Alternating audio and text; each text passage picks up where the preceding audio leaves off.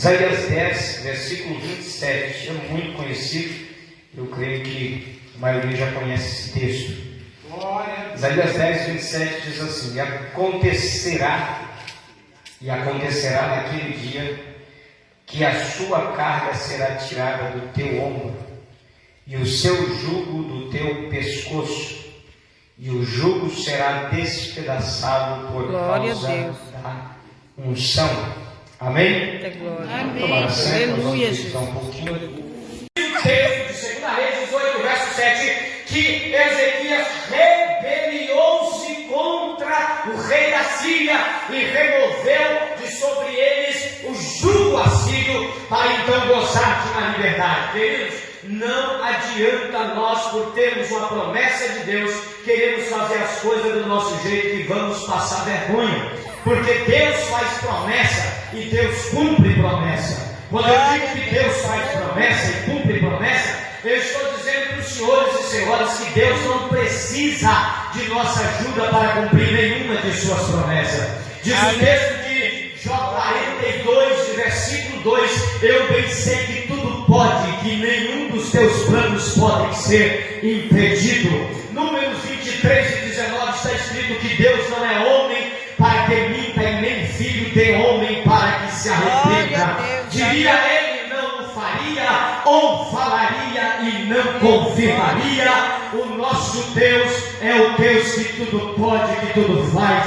Ele não precisa da ajuda de homem nenhum. Isaías capítulo 59, verso 1 está escrito: eis que a mão do Senhor não está encolhida para que não possa salvar, e nem os seus ouvidos estão agravados para que não possa ouvir. Então, queridos, a mão de Deus está estendida, os seus ouvidos estão abertos. E ele diz, Isaías 43 e 13: ainda antes que houvesse dia, eu sou, e não há ninguém que possa fazer escapar das minhas mãos. Operando eu, quem impedirá? Queridos, ninguém consegue impedir os planos de Deus na nossa vida. Ninguém consegue atrapalhar a vontade de Deus na nossa vida. Agora, queridos, temos que entender uma coisa: não é porque temos promessa, não é porque Deus falou que vai fazer, que a gente pode sair cortando e riscando do jeito que a gente quer que vai dar certo, que não vai. Tudo é no tempo e na vontade de Deus. Eclesiastes 3, verso 1 diz que há um tempo determinado por Deus para todo propósito que se há debaixo do sol. Então, queridos, não adianta a gente querer se apressar, não adianta a gente querer fazer com as nossas mãos como Abraão, colocando a galha em cima da cama e tentando cumprir uma promessa fora da vontade de Deus,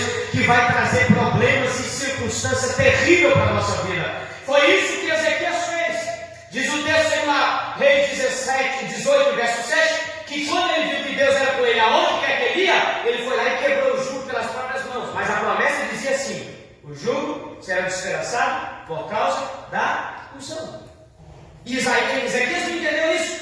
O jugo será despedaçado por causa da unção. Não é por causa da mão, não é por causa da força, não é por causa do poder político, não é por causa da condição, não é por causa da aquisição monetária. O jugo será despedaçado é por causa da unção. É o que Deus havia dito. Há uma promessa de que o jugo vai ser despedaçado. O jugo vai quebrar, o peso vai sair, mas o jugo só será despedaçado por causa do shemen no hebraico, que é a unção, o óleo, a virtude. Não será despedaçado por outro meio, a não ser por causa da unção. E Ezequias não entende isso. Ele age com as próprias mãos, se rebelando contra a Síria, e isso resulta em problema sério. Diz o texto de 2 Reis 18, verso 13 e 14, que o rei da Síria, agora ele ameaça acabar com Ezequias e matá-lo, destruir tudo, por causa da sua rebelião. Saiu fora da vontade de Deus. Tentou quebrar o jugo com as próprias forças do braço, tentou quebrar o jugo com as próprias mãos, e Deus diz: o jugo só será despedaçado por causa da unção. E Ezequias, ao não entender isso, ele atrai sobre ele um grave problema. O problema que poderia resultar na destruição do Judá como um todo. Então agora, quando Ezequias percebe que o rei da Síria se levantou e agora levantou para valer contra ele, o que ele faz? faz? Ele se humilha, pede perdão, diz o versículo 13 e 14 de 2 Reis 18, pede perdão para o rei da Síria e volta para debaixo do jugo, porque não adianta sair de debaixo do jugo fora da vontade de Deus, vai ter que voltar para debaixo do jugo. Foi isso que aconteceu com Agar. Diz o texto que Agar, fora da direção de Deus, ela pega e sai de casa fugido, quando ela tem um descontentamento com Sara. E aí o anjo encontra ela e fala: onde você vem, de onde você está indo? Volta para debaixo da mão do teu Senhor e da tua senhora. Porque quem sai fora da vontade de Deus tem que voltar. Quem sai fora da direção, nós temos que entender que a promessa de Deus é cumprida por Deus e não por homens. Às vezes Deus nos promete algo e a gente faz com a nossa própria mão para dizer que Deus fez. Não é assim. O que Deus promete, Ele não é pedreiro para precisar de servente. Ele mesmo faz. Ele não precisa de ajuda de ninguém. O que Ele promete, Ele tem poder para fazer. E Ezequias, ao não entender isso, ele atrai o problema, tem que se humilhar e voltar para trás e envergonhar. E ele volta. Ele volta. E quando ele volta para trás envergonhado, ele continua debaixo do jugo por mais um bom tempo. Mas aí de repente diz o capítulo 18 e 19 do segundo livro dos Reis, que o rei da Síria começa a ameaçar Judá. E é aqui que Deus gosta. Porque quando o homem começa a plantar Deus, é a hora que Deus entra em cena. E diz o texto que agora o rei da Síria, Senaqueribe, um homem exibido, orgulhoso, exaltado, soberbo, chegou, mandou o seu capitão com o exército parar diante de Jerusalém e começou a dizer: nós vencemos todo mundo aqui para trás. Todos os povos das cidades vizinhas, das nações vizinhas, eles tinham seus deuses, e os seus deuses não valeram de nada. Nós atropelamos todo mundo. Atropelamos seus deuses, seu povo, sua terra, e acabamos com todo mundo. E agora eles estão gritando lá de fora dos portões de Jerusalém. Jerusalém é uma cidade murada. E eles estão gritando lá de fora dizendo: agora não terá chance para vocês, ó Judá. É melhor que vocês se entreguem logo. Esse Deus de vocês não vai dar em nada. Todas as outras nações também tinham seus deuses. Já acabamos com tudo. E esse Deus de vocês será igual ao deles. Nós vamos destruir vocês, ninguém vai escapar. A melhor coisa é vocês se entregarem enquanto há tempo. Ezequias, rei de Judá, entrega você e seu povo, porque senão a destruição será grande. Quando Ezequias escuta isso, ele já tinha passado uma vergonha por quebrar o jugo com a própria mão e tem que voltar atrás. Agora recebendo as ameaças de Senaqueribe lá de fora do muro pelos seus representantes. Ezequias se levanta e diz no capítulo 19, 2 Reis, versículo 15, que ele se prostra perante o Senhor, o Deus que fez os céus e a terra, o Deus que habita entre os querubins, o Deus que é o Deus de Israel e de Judá, e faz um clamor a Deus e diz: Deus, olha para aquilo que está acontecendo, olha as humilhações e as zombarias que Senaqueribe está fazendo contra nós, contra o teu povo, contra a tua cidade.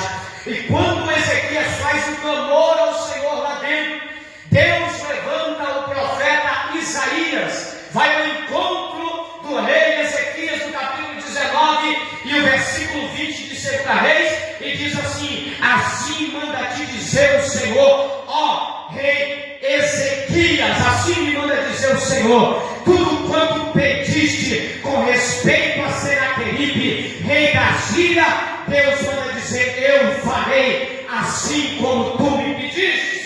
Glória a Jesus. Agora, Ezequias percebe que Deus começou a entrar na batalha. Ezequias percebe que a batalha agora está caindo na mão de alguém que pode resolver o problema.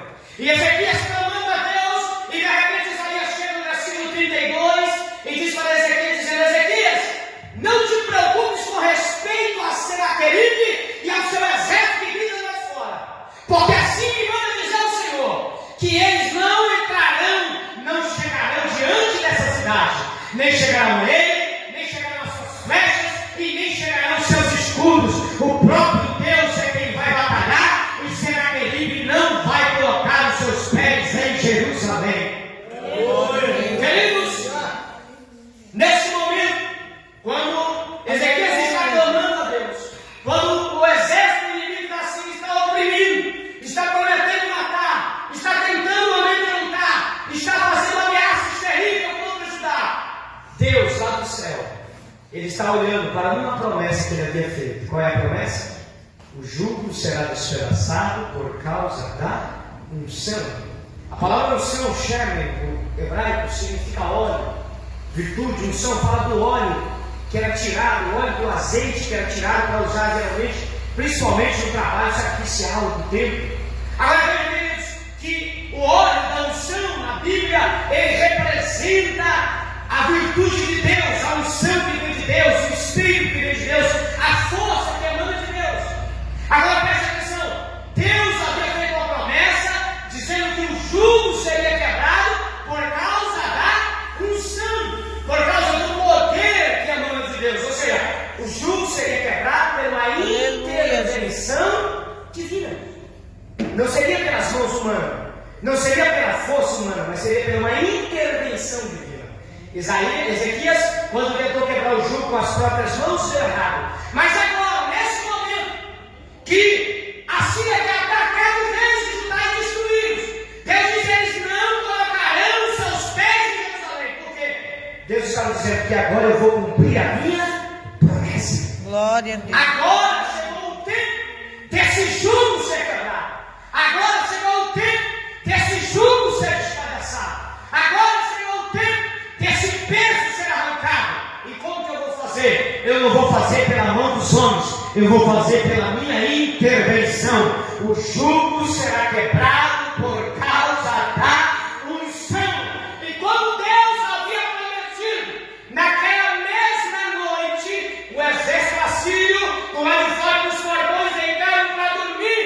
Enquanto eles dormiam, de 2 Reis 19, verso 35, que um só anjo do Senhor desceu do céu, entrou dentro do exército que estava do lado de fora dos portões e matou 185.000 soldados, sem precisar de um guerreiro militar. Naquela noite, Deus estava cumprindo a sua promessa e dizendo: hoje eu despedaço o jugo, hoje eu tiro a Síria de diante dos seus olhos, hoje eu removo o poder dos teus adversários, mas não pela tua força, não pelo teu braço, não pelo teu mérito, mas pela minha unção, pelo meu poder, pela minha autoridade. Aleluia, Deus. Glória a Jesus. O jugo será despedaçado por causa da unção. Até aquele dia o jugo estava. Israel era propenso aos assírios, Israel era submerso aos assírios, Israel era subordinado, pagando imposto, mas pela unção do Todo-Poderoso, na pessoa de um só anjo, o exército inimigo é derrotado do lado de fora e eles são obrigados a retroceder e voltar para trás. E o jugo que estava sobre Judá, naquele momento, foi despedaçado e caiu por terra, e a promessa de Deus se cumpriu na vida do seu povo. Aleluia.